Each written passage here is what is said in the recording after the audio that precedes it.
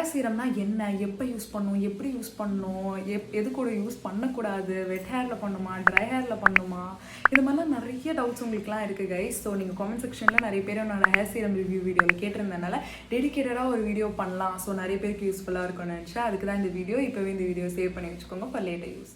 First question, what is hair serum, எதுக்கு use பண்ணுறோம் அப்படின்னு. ஹேர் சீரம்னா ஒன்றும் கிடையாது, ஜஸ்ட் வந்து நம்ம ஃபேஸ்க்கெல்லாம் யூஸ் பண்ணுற மாதிரி ஹேர் சீரம். அது ஹேர் லென்ஸில் மட்டும் தான் பண்ணணும். நிறைய பேருக்கு இந்த டவுட்ஸ் இருக்குது. ஸ்கேல்பில் போடக்கூடாது. இது நம்மளோட ஹேரில் இருக்க ட்ரைனஸ் கம்மி பண்ணவும், ஃப்ரிஸியாக இருக்குது. ஃப்ரிஸினா ஒரு மாதிரி பேபி ஹேர்ஸ்லாம் பறந்து கொஞ்சம் ஃப்ரிஸியாக இருக்கும்ல, அதெல்லாம் டேம் பண்ணுறதுக்கு இதுக்கு தான் நம்ம பேசிக்லி யூஸ் பண்ணுறோம். அண்ட் வெயிலேருந்துமே நம்மளை ப்ரொடெக்ட் பண்ணிக்கிறதுக்கு. பிகாஸ் நிறைய பேருக்கு வெளியே போகும்போது ஆயில் போட பிடிக்காது, போடுறது நல்லதும் இல்லை.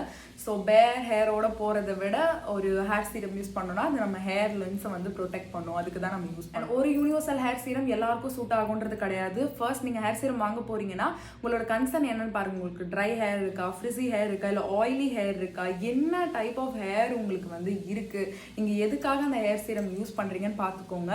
சம்டைம்ஸ் ஆயிலி ஹேர் இருக்கவங்களுக்கு ஆயில் பேஸ்ட் ஹேர் சீரம்ஸ் நல்லா இருக்காது, வாட்டர் பேஸ்ட் ஹேர் சீரம்ஸ் நல்லாயிருக்கும்.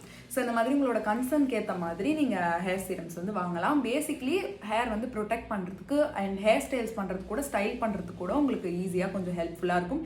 அண்ட் மெயினாக வந்துட்டு சிக்கலாக இருக்குன்னா அது மாதிரி டீடாங்கிள் கையிலேயே நீங்கள் பண்ணிக்கலாம் ஹேர் சீரம் போட்டு, அதுக்குமே ஹெல்ப்ஃபுல்லாக இருக்கும். நிறைய பேர் கேட்டிருந்த டவுட் வந்து ஹேர் சீரம் வந்து பிஃபோர் ஹேர் வாஷா ஆஃப்டர் ஹேர் வாஷான்னு. கண்டிப்பாக ஆஃப்டர் ஹேர் வாஷ் தான். பிஃபோர் ஹேர் வாஷ் நீங்கள் நம்மளோட நார்மல் ஹெவி ஆயிலிங் பண்ணுற மாதிரி நம்ம நார்மல் ஆயில்ஸ் யூஸ் பண்ணலாம். பிகாஸ் அதெல்லாம் ஸ்கேல்பில் போட முடியும், இது ஸ்கேல்பில் போட முடியாது. ஒன்லி லென்ஸ் ஆஃப் த ஹேர்ன்றதுனால ஹேர் வந்து நீங்கள் ஆஃப்டர் ஹேர் வாஷ் ட்ரையாக வச்சுக்காம கொஞ்சம் ப்ரொடெக்ட் பண்ணுறதுக்கு தான் இது யூஸ் பண்ணுறீங்க. ஸோ ஆஃப்டர் ஹேர் வாஷ் தான். அண்ட் ஆஃப்டர் ஹேர் வாஷ் எப்போது நல்லா ட்ரை ஆனதுக்கப்புறமா வெட்டாக இருக்கும் போதேவா, எப்படி பண்ணணும், எவ்ரிடே யூஸ் பண்ணுமான்னு நிறைய பேர் கேட்டிருந்தீங்க. எவ்ரிடேலாம் பண்ண வேணாம். நீங்கள் ஹேர் வாஷ் பண்ணதுக்கப்புறமா ஒரு 50 to 60% வந்து கொஞ்சம் ட்ரை ஆனதுக்கப்புறமா தான் நான் பண்ணுவேன். சில பேர் வெட் ஹேர்லேயும் பண்ணுவாங்க. உங்களுக்கு எது ஒர்க் அவுட் ஆகுதுன்னு நீங்கள் ட்ரை பண்ணுங்கள். பட் மோஸ்ட்லி 50 to 60% ட்ரை ஆனதுக்கப்புறமா நீங்கள் உங்களோட லென்ஸில் மட்டும் கொஞ்சம் ஹேர் சீரம் வந்து அப்ளை பண்ணிக்கலாம். அதுக்கப்புறமா எவ்ரிடேலாம் யூஸ் பண்ணணும்னு அவசியம் கிடையாது.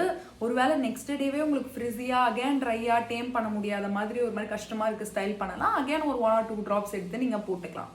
எவ்ரிடே போடணும்னு அவசியம் இல்லை. ஹேர் சீரம் போட்டு அது அப்படியே ஹேரில் விடலாமா, ஹேர் வாஷ் பண்ணலாமான்லாம் கேட்குறீங்க. அப்படிலாம் கிடையவே கிடையாது. ஹேர் வாஷ்லாம் பண்ணவே தேவையில்லை. அது எதுவுமே உங்களுக்கு சைட் எஃபெக்ட்ஸ்லாம் கிடையாது. சின்ஸ் நீங்கள் லென்ஸில் மட்டும் போடுறீங்கன்றதுனால எந்த பிரச்சனையும் இல்லை. நிறைய பேர் இது கூட ஹேர் ஆயில் நம்ம மிக்ஸ் பண்ணோம், நம்ம ரெகுலராக யூஸ் பண்ணுற ஹேர் ஆயில் அது மேலே போட்டால் முடி கொட்டுமான்னு கேட்குறீங்க. அப்படியும் ஆகாது. நான் வந்து ஒரு 4-5 years மேலே யூஸ் பண்ணிருக்கேன். ஹேர் சீரம் யூஸ் பண்ணிட்டு நீங்கள் அப்படியே 2-3 days விட்டுருங்க. அதுக்கப்புறம் நீங்கள் என்ன ஹேர் மாஸ்க்கோ ஹேர் ஆயிலோ போட்டு நீங்கள் வாஷ் பண்ணணும்னு நினச்சிங்கன்னா உங்கள் ஹேரை வாஷ் பண்ணிக்கலாம். எந்த பிரச்சனையும் இல்லை. இதுவும் அதுவும் மிக்ஸ் ஆகுமா அப்படிலாம் எதுவும் நீங்கள் பயப்பட வேண்டாம். அப்ளை பண்ணுறது எப்படின்னு கேட்டிருந்தீங்க. நான் யூஸ் பண்ணுறது வந்து இந்த லாரியல் ஹேர் சீரம் தான். இப்படி எடுத்துக்கோங்க. 1 or 2 drops உங்களுக்கு எவ்வளோ வேணுமோ பம்ப்ஸ் எடுத்துக்கோங்க. நல்லா கையில் ரப் பண்ணிவிட்டு இந்த மாதிரி ஹேர் லென்ஸில் மட்டும் போட்டுக்க போகிறீங்க. That's all you gonna do. அவ்வளோதான். இந்த மாதிரி பேலன்ஸ் இருந்துச்சுன்னா உங்களோட மேலே இருக்க அந்த ஹேரில் லைட்டாக போட்டுக்கலாம். இது டெஃபினட்டாக ட்ரை பண்ணி பாருங்கள். உங்களுக்கு ஹேர் ஸ்டைல் பண்ண வரலன்னா கூட இது செட் பண்ணுறதுக்கு கூட ரொம்பவே ஹெல்ப்ஃபுல்லாக இருக்கும். ஹேர் சீரம் யூஸ் பண்ணால் நல்லா ஷைனிங்காக இருக்குமா ஹேர் நிறைய பேர் கேட்டிங்க. டெஃபினட்டாக உங்களுக்கு வந்துட்டு ஃபீல் பண்ண முடியும். ரொம்ப டல்லாக இருக்க ஹேர் கொஞ்சம் ஷைனிங்காக இருக்க மாதிரி. பட் நீங்கள் மற்ற ஹேர் கேர் விஷயம், இன்டேக் இதெல்லாம் கான்சன்ட்ரேட் பண்ணிங்கன்னா தான் ஓவரால் உங்களுக்கு தெரியும். ஒரு சீரம் மட்டும் அவ்வளோ ரொம்ப ரிசல்ட்ஸ் வந்து கொடுக்கும்னு சொல்ல முடியாது. பட் மைல்ட் டிஃப்ரென்சஸ் நீங்கள் பார்க்கலாம். அண்ட் ஸ்கேல்பில் கண்டிப்பாக அப்ளை பண்ணவே கூடாது. இது நீங்கள் ஸ்கேல்பில் போட வேண்டிய அவசியமே இல்லை. ஏன்னா ஹேர் க்ரோ ஆகுமான்னு கூட சில பேர் கேட்டிங்க. லாங்காக ஹேர் க்ரோ பண்ணுறதுக்கான ப்ராடக்டே இது கிடையாது. ஜஸ்ட் சன்ஸ்க்ரீன் நம்ம ஃபேஸில் எப்படி பண்ணி ப்ரொடெக்ட் பண்ணுறோம் போட்டு அந்த மாதிரி தான் நம்ம வந்துட்டு இதை யூஸ் பண்ண போகிறோம். ஸோ ஸ்கேல்பில் போடாதீங்க. ஹேர் க்ரோத்துக்கும் ஹேர் சீரம்ஸ்க்கும் சம்மந்தம் இல்லை. ஹேர் க்ரோத்துக்குனே சில ஹேர் சீரம்ஸ் இருக்குது. லைக் ஸ்கேல்பில் போட்டு மசாஜ் பண்ணுற ஹேர் சீரம்ஸ்.